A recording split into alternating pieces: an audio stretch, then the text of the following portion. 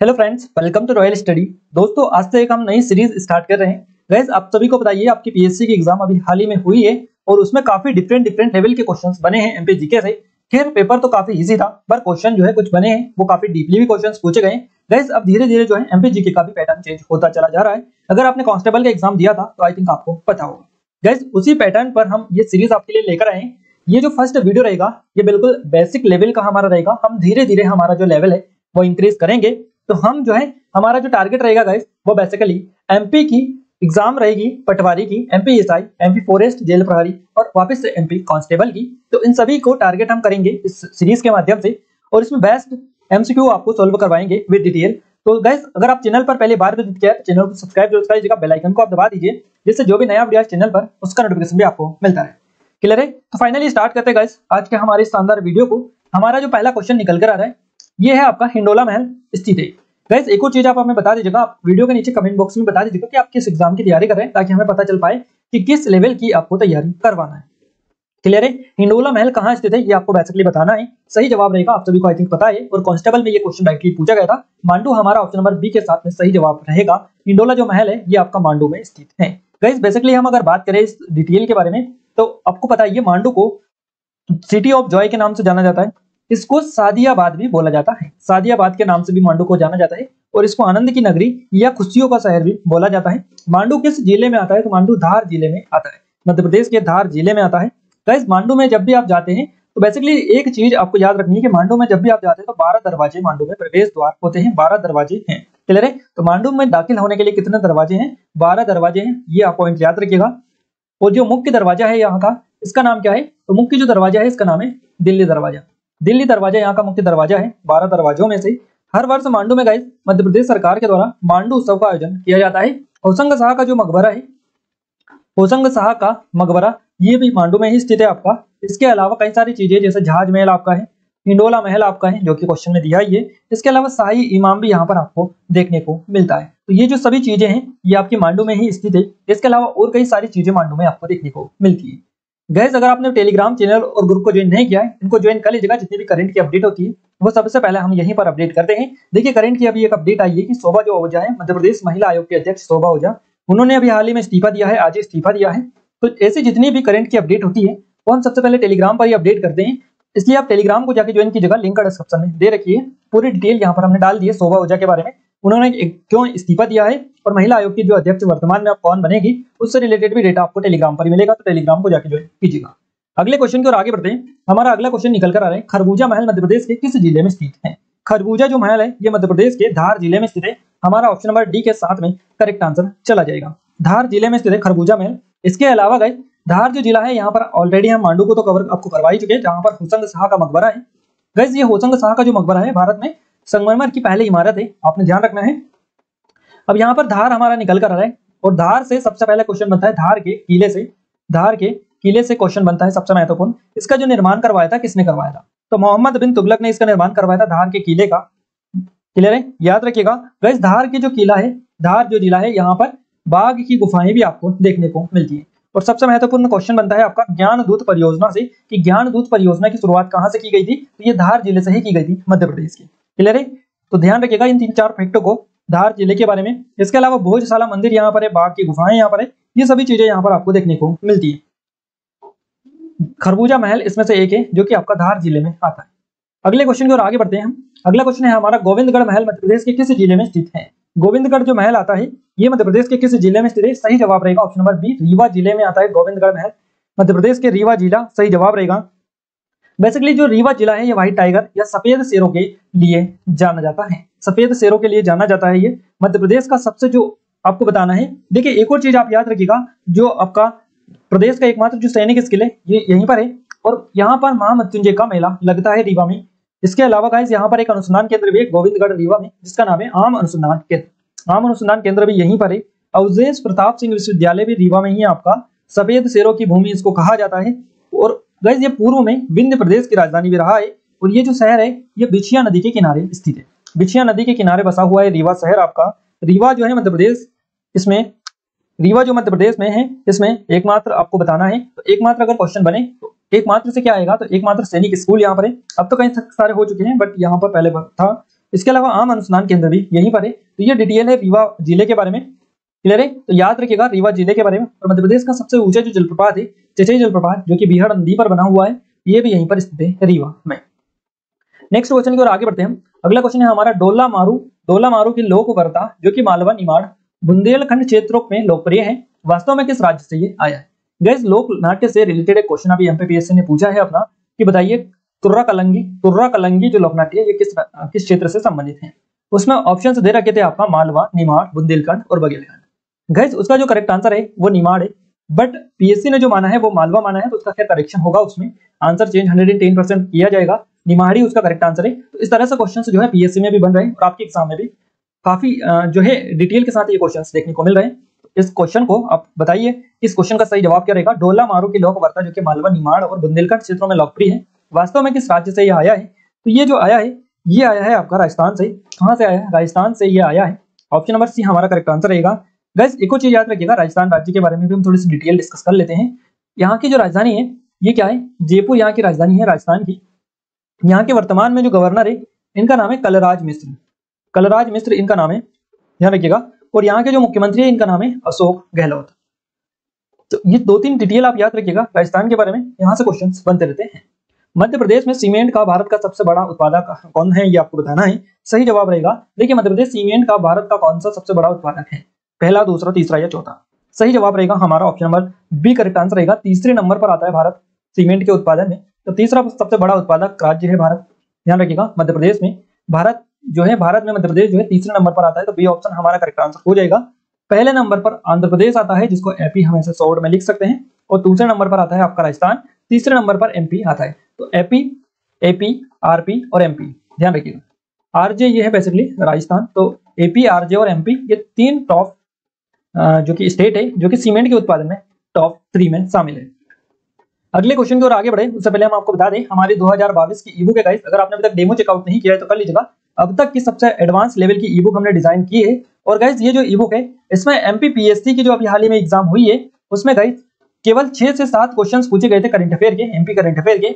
और गाइस 6 से 7 जो क्वेश्चंस बने हैं आपकी इस एग्जाम में एमपीपीएससी में, पूरे के पूरे यहीं से आपके डायरेक्टली निकल कर आए हैं। तो इसी ईबुक में से एक सिंगल भी क्वेश्चन बाहर नहीं गया है पीएससी की एग्जाम में, तो आप अंदाजा लगा सकते हैं कि कांस्टेबल, एसआई और पटवारी में कैसे बाहर जा सकता है। तो इस तरह से हमने डिजाइन किया गाइस इसमें कि एक एक पॉइंट हमने इंक्लूड किया है, और एक्स्ट्रा जो डिटेल है वो भी इस तरह से डाली है कि उसमें स्टैटिक जीके भी कवर हो जाए और आपका करंट अफेयर भी कवर हो जाए। तो आप एक बार डेमो जरूर से जाकर चेकआउट कीजिएगा, अगर डेमो देखेंगे और आप काफी अच्छे से समझ पाएंगे। काफी अच्छे स्पेशल ऑफर चल रहे हैं, जाकर चेकआउट कर सकते हैं, लिंक हमने इसकी डिस्क्रिप्शन में दे दी है। इसके अलावा 2021 की भी बुक अवेलेबल है, इसकी भी लिंक आपको डिस्क्रिप्शन में मिल जाएगी। 2020 की भी बुक आपको मिल जाएगी। इसके अलावा गाइस हमारा एमपीजी के स्पेशल कोर्स है, एमपीजी का स्पेशल कोर्स है हमारा, और इसमें आपको टेस्ट सीरीज, वीडियो लेक्चर और पीडीएफ फाइल प्रोवाइड किए गए हैं। ये जो कोर्स है इसमें पूरा कंप्लीट हो चुका है, अगर आपने अभी तक एनरोल नहीं किया है तो कर लीजिएगा। डेमो भी आप जाकर चेकआउट कर सकते हैं, इसमें 50% का भी डिस्काउंट चल रहा है, इनकी भी लिंक डिस्क्रिप्शन में मिल जाएगी।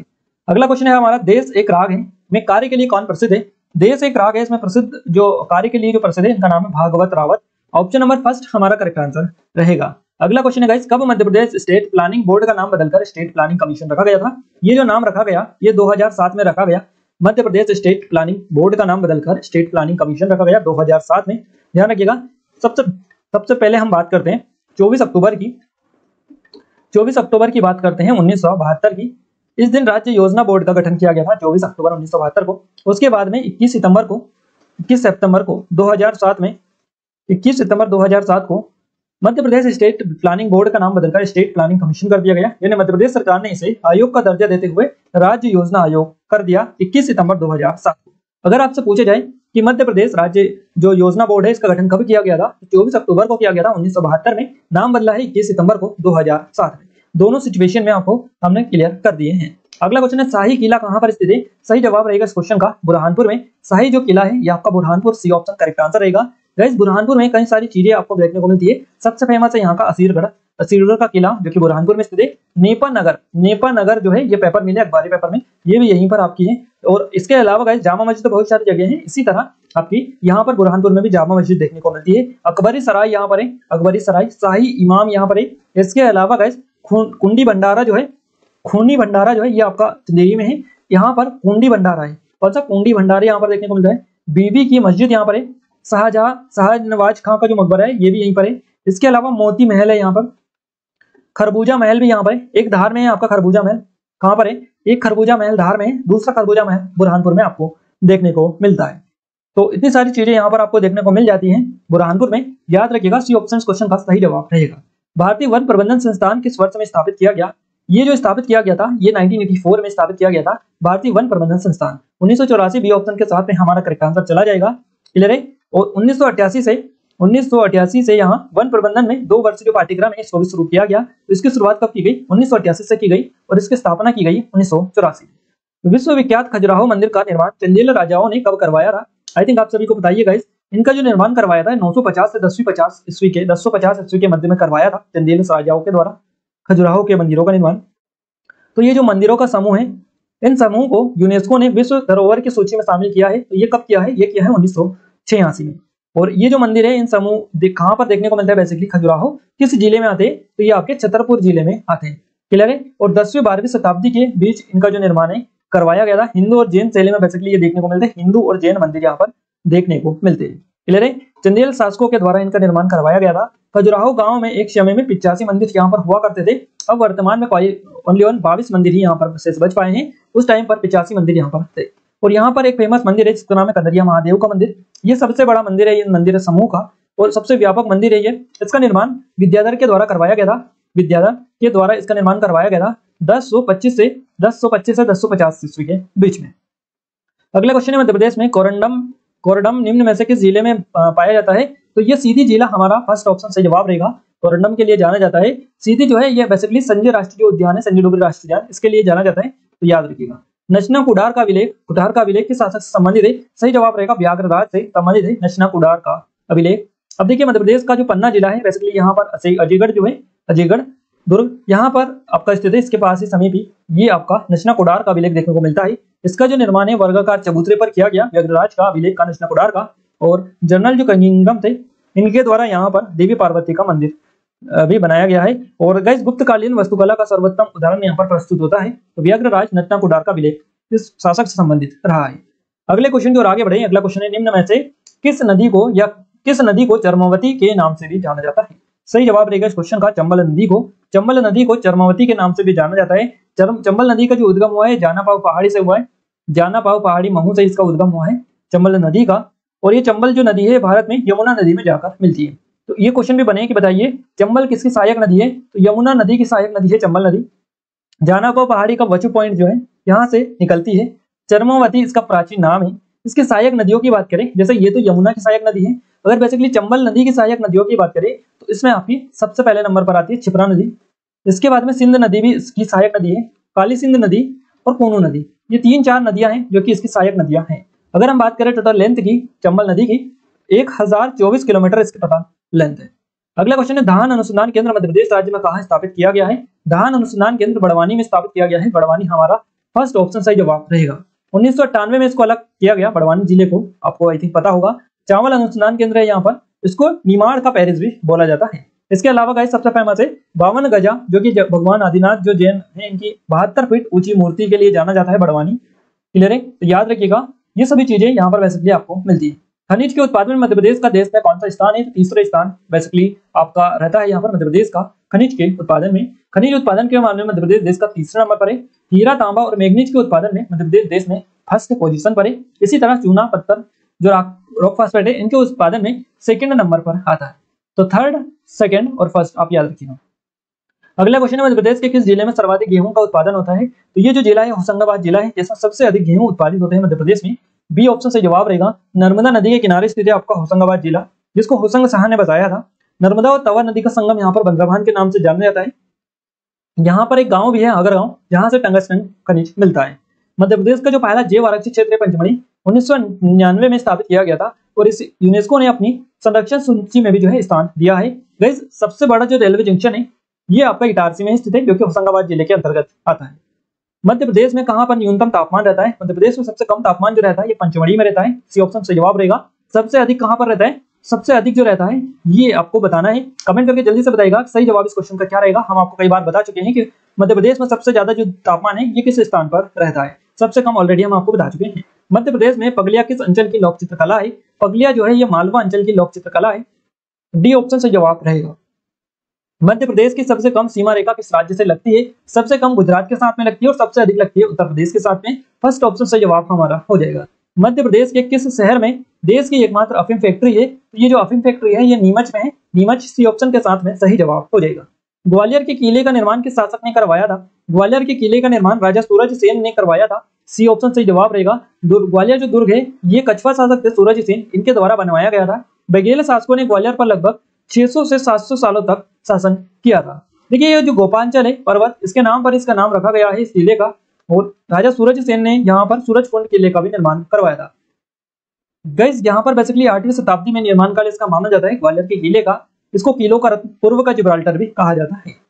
525 ईस्वी में इसका निर्माण सूरज सेन ने करवाया था और इस किले में 5 दरवाजे देखने को मिलते हैं। आलमगीर दरवाजा, हिंडोला, गुचरी महल दरवाजा, चतुर्भुज मंदिर दरवाजा और हाथीबाड़ा दरवाजा, ये 5 दरवाजे यहाँ पर प्रवेश करने के लिए मिलते हैं।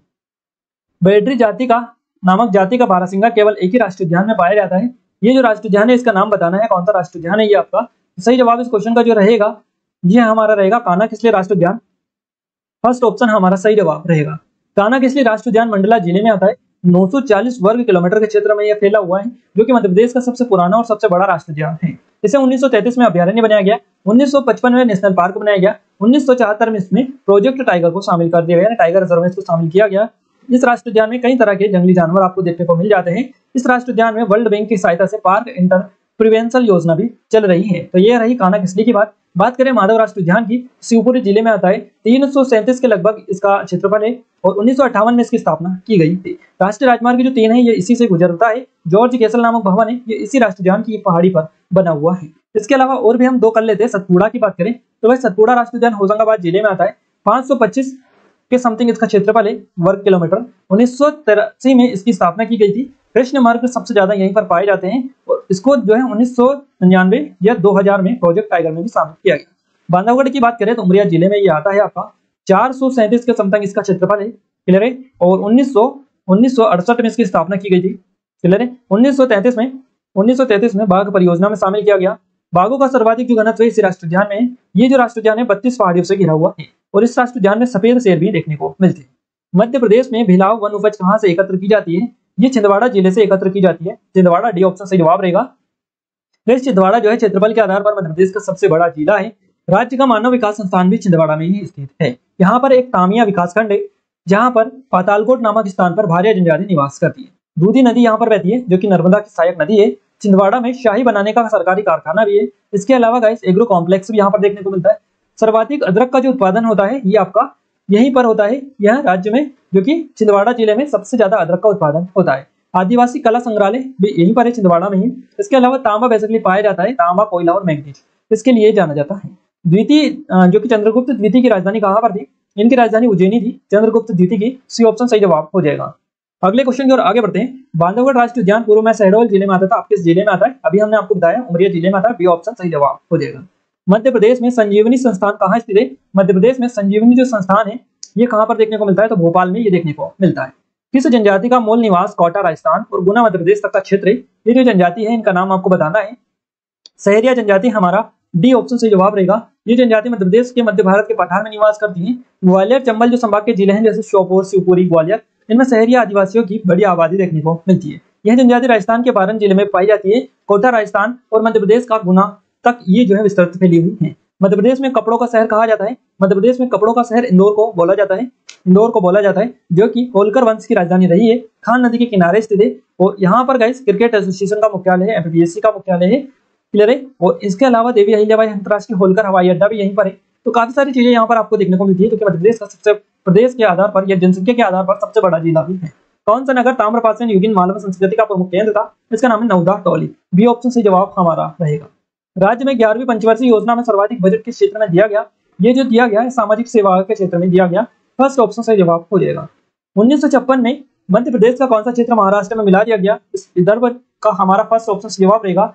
मध्य प्रदेश का जो विदर्भ क्षेत्र है इसको 1956 में मध्य प्रदेश का जब गठन किया गया उस टाइम पर इसको महाराष्ट्र में मिला दिया गया। तो हमारा फर्स्ट ऑप्शन के साथ में सही जवाब चला जाए। गाइस यहाँ पर हम टॉप लेवल के जो क्वेश्चन है आपको कवर करवा चुके हैं। वीडियो आपको कैसा लगा कमेंट में जरूर से बताइएगा।